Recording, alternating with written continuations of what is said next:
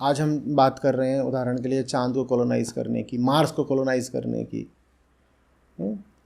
America में लोग हैं, कंपनीज हैं जो कह रहे हैं कि अब हम इंसान को मार्स पे ले जाएंगे, इंसान को मार्स पे बसाएंगे। कॉलोनाइज़ करने के लिए इंसान जहाँ भी गया है उसने उस जगह को बर्बाद ही किया है, ठीक है। भारत अंग्रेज़ों की कॉलोनी बना, भारत की क्या दुर्दशा हुई आपने देखा ही। अंग्रेज़ अफ्रीका में घुसे, वहाँ क्या किए वो आपने देखा ही। ऑस्ट्रेलिया में, दक्षिणी अमेरिका में जितने भी वहाँ नेटिव्स थे वो सब मारे गए। उत्तरी अमेरिका में भी यही हाल हुआ। हम जहाँ कहीं भी एक्सप्लोरेशन के लिए जाते हैं वहाँ हम कॉलोनाइजेशन और एक्सप्लॉइटेशन शुरू कर देते हैं।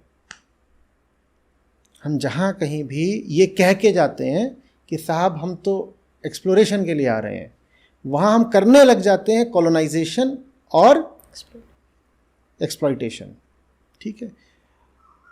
तो जो यूरोपीय लोग थे, जो यूरोपीय देश थे, वो जब नई नई जगहों पर पहुँचते थे, चाहे वो अफ्रीका हो, चाहे वो दक्षिणी अमेरिका हो, चाहे वो एशिया हो, तो कहते यही थे कि हम तो अच्छी नीयत से आए हैं, हम तो जानने समझने आए हैं, हम तो यात्री हैं और हम यहाँ पे देखेंगे, समझेंगे, और अगर आपके पास कुछ अच्छी वस्तुएं होंगी तो हम उनका व्यापार करना चाहेंगे।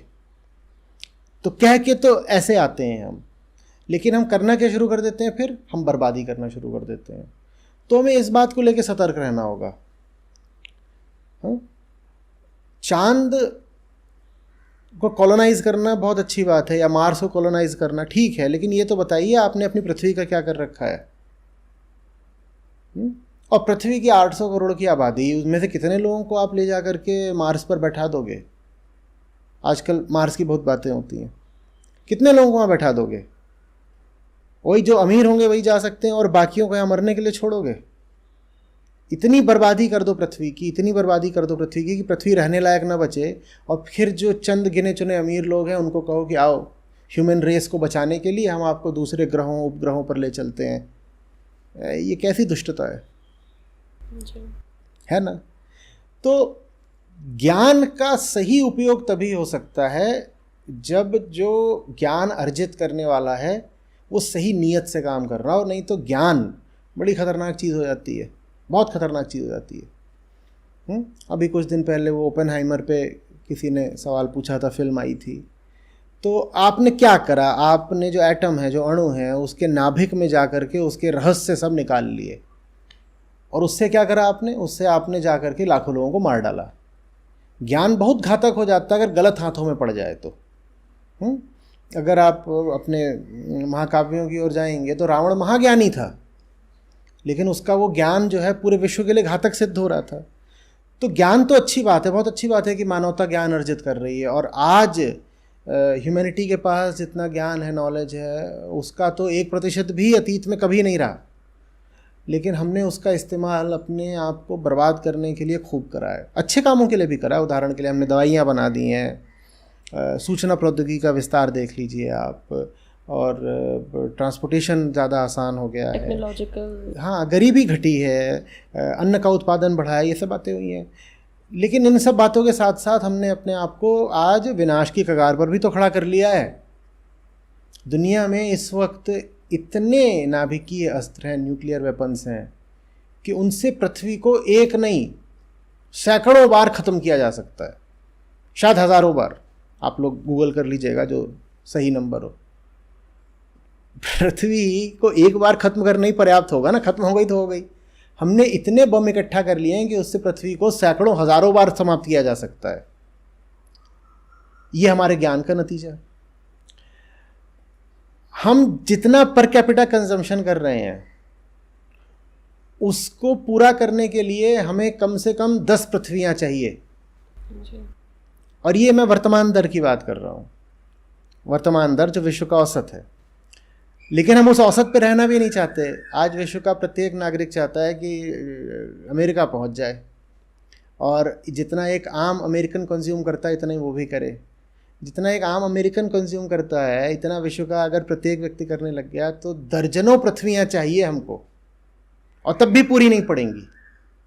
हम उतना कंजम्पशन चाहते हैं जितनी इलेक्ट्रिसिटी एक आम अमेरिकन करता है, जितना उसको लैंड चाहिए एक आम अमेरिकन को, जितना उसको फूड चाहिए, जितना उसको मांस चाहिए, जितना आयरन ओर चाहिए, जितना कोल चाहिए, जितने तमाम तरीके के और खनिज चाहिए, हाँ, जितना स्टील चाहिए, हम कहते हैं हमारा भी कंजम्पशन उतना होना चाहिए। जितनी उसकी कार से, हमारे एक आदमी के पास औसतन 1 से ज़्यादा कार है, प्रत्येक व्यक्ति के पास 1 कार है, हम कह रहे हैं हमारे पास भी ये सब होना चाहिए। तुम कहाँ से लाओगे? तो ये ज्ञान का नतीजा, आपने अपने ज्ञान से इन सब चीज़ों को बनाया है और उससे निश्चित रूप से सुख आए हैं, सुविधाएँ आई हैं, लेकिन साथ ही साथ ज़बरदस्त तरीके की बर्बादी भी तो आ रही है ना जी। तो ज्ञान के साथ साथ अध्यात्म बहुत ज़रूरी है जी। हाँ, ज्ञान जिस इंसान के हाथ में पड़ना है उसका मन साफ करना बहुत ज़रूरी है, नहीं तो वो बंदर के हाथ में तलवार वाली बात हो जाएगी। बंदर पता नहीं क्या क्या काट डालेगा ज्ञान की तलवार से। अब भीतर से तो हम बंदर ही रह गए। अध्यात्म वो है जो बंदर को इंसान बनाता है। विज्ञान इंसान के हाथ में ताकत देता है। पागल के हाथ में ताकत बहुत खतरनाक हो जाती है ना। तो जैसे जैसे हमारे हाथ में ताकत बढ़ रही है वैसे वैसे हमारे लिए और ज़रूरी होता जा रहा है कि हमारी आध्यात्मिक प्रगति हो। अब मैं आपको एक खतरनाक बात बताता हूँ। हमारी भौतिक प्रगति तो हो रही है तेज़ी से, होना तो ये चाहिए कि जितनी तेज़ी से भौतिक प्रगति हो, जिस दर से, जिस रेट से, उसी रेट से आपकी आध्यात्मिक प्रगति भी हो, तब तो जाके कुछ संतुलन बनेगा। कि जैसे जैसे आपके पास ज्ञान आता जा रहा है वैसे ही वैसे आपके पास एक आंतरिक संयम भी आता जा रहा है कि ज्ञान का इस्तेमाल कैसे करना है। नहीं तो आप पूरी पृथ्वी बर्बाद कर दोगे। इतने हमने वन काट डाले, सब खत्म कर दिया। आप जानते हो दुनिया में वनों के विनाश में भारत नंबर 2 पर है। अब भारत में 1990 से सन 2000 के बीच में जितने हमने जंगल काट डाले, उन 2015 से 2020 के बीच में ही हमने उससे 3 गुने ज़्यादा जंगल काट डाले। मैंने उधर 10 साल में इतना काटा था, इधर 5 साल में उससे कई गुना ज़्यादा काट डाला। और भारत दुनिया में वनों के विनाश में इस वक्त पर अभी नंबर 2 पे चल रहा है। बस ब्राज़ील से पीछे हैं हम, और हमारे पीछे है इंडोनेशिया। और ब्राज़ील में तो क्या है कि जंगल जो ख़त्म हो रहे हैं वो ख़त्म हो रहे हैं क्लाइमेट चेंज के कारण। इंडोनेशिया में जंगल ख़त्म हो रहे हैं पाम ऑयल के कारण। लेकिन भारत में इसलिए ख़त्म हो रहे हैं क्योंकि हमको विकास करना है, तो हम जंगल काटे जा रहे हैं, काटे जा रहे हैं, काटे जा रहे हैं। अब आप जब पुराने आदमी थे तो आप इतने जंगल काट ही नहीं पाते, क्योंकि जंगल काटने के लिए भी ज्ञान और विज्ञान चाहिए। अब आपके पास ताकत आई है कि आप कटाई कर सकते हो अंधाधुंध, तो देखो आपने उस ताकत का क्या इस्तेमाल करा है। तो इसलिए विज्ञान बहुत घातक भी हो सकता है अगर आध्यात्मिक तौर पर मामला ठीक नहीं चल रहा है। गलत आदमी के हाथ में विज्ञान पड़ जाए। हिटलर के हाथ में विज्ञान पड़ गया था तो देखो ना उसने क्या करा। हिटलर के हाथ में सामरिक ताकत आ गई थी, आर्थिक ताकत आ गई थी, वैज्ञानिक ताकत आ गई थी, देखो उसने क्या कर डाला था। हमें बहुत सतर्क रहना होगा। जैसे जैसे अब हमारे हाथ में ताकत आ रही है, हमें देखना होगा कि हम भीतर से साफ हैं कि नहीं तो उस ताकत से हम अपना ही गला काट डालेंगे। जी, इसमें आचार्य जी जो विज्ञान की प्रगति है उसको मापने के तो मिल जाते हैं पैरामीटर्स, या आपको रिपोर्ट्स भी मिल जाती हैं, पर जो आध्यात्मिक प्रगति है उसका कोई, उसके लिए यही देखना होगा कि जो आम आदमी है उसका प्रकृति के प्रति क्या नज़रिया है, पशुओं के प्रति क्या नज़रिया है। उदाहरण के लिए पर कैपिटा फ्लैश कंजम्पशन समाज में बढ़ रहा है कि घट रहा है, इससे पता चलेगा कि समाज का आध्यात्मिक स्तर ऊंचा हो रहा है कि गिर रहा है जी।